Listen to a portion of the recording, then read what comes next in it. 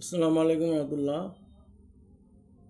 আমি আজকে জুমা মুবারক জুমার দিনের 11টা আমল সম্পর্কে একটু বলবো, যেটা আমাদের সবার জন্য ফজিলতপূর্ণ আমল। তো নাম্বার 1, জুমার দিনে বেশি বেশি দরুদ পাঠ করা, নাম্বার 1। নাম্বার 2, শুক্রবার ফজরের নামাজের পরে সূরা ইনসান তেলাওয়াত করা। নাম্বার 3, গোসল করা এবং গোসলের সময় হাত মুখ ভালো করে ধোয়া, নাকে পানি দেওয়া, গড়গড়া করা এবং সমস্ত শরীর ভালো করে ধৌত করা। নাম্বার 4, উত্তম পোশাক পরা।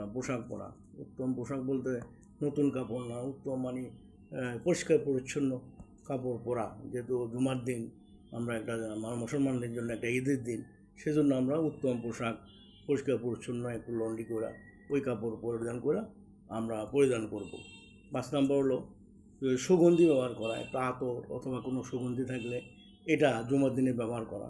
6 নম্বর, মসজিদে যাওয়ার আগে।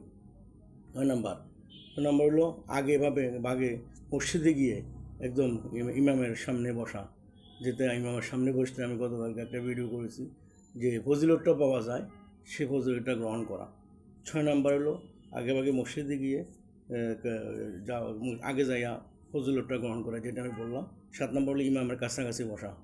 8 নম্বর হলো যে মসজিদে গিয়ে 4 রাকাত সুন্নত, যেটা আমরা কাবলিল জুমা বলি, 4 রাকাত সুন্নত আদায় করা।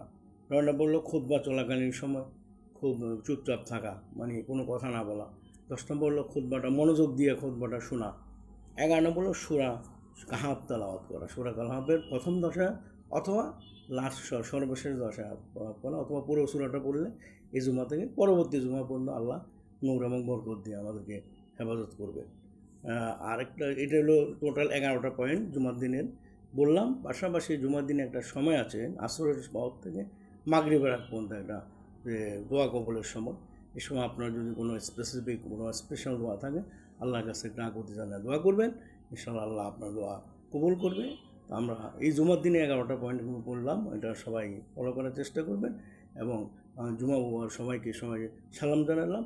আমাদের হাজিরা যারা হজ করতেছেন সৌদি আরবে, তাদের জন্য এই দিনে দোয়া করতেছি, যাতে তারা সুস্থ স্বাস্থ্যে হজ সম্পূর্ণ করে আসা, আবার যার গন্তব্যে বাংলাদেশ ও সারা বিশ্বের গন্তব্যস্থলে বসতে পারে, তার জন্য দোয়া প্রার্থী। এবং আমাদের রসুলের রোজামরবি সালাম দিলাম, আসসালামু আলাইকুম রাসূলুল্লাহ, আসসালামু আলাইকুম হাবিব আল্লাহ। ধন্যবাদ। আসসালামু আলাইকুম ওয়া রাহমাতুল্লাহ।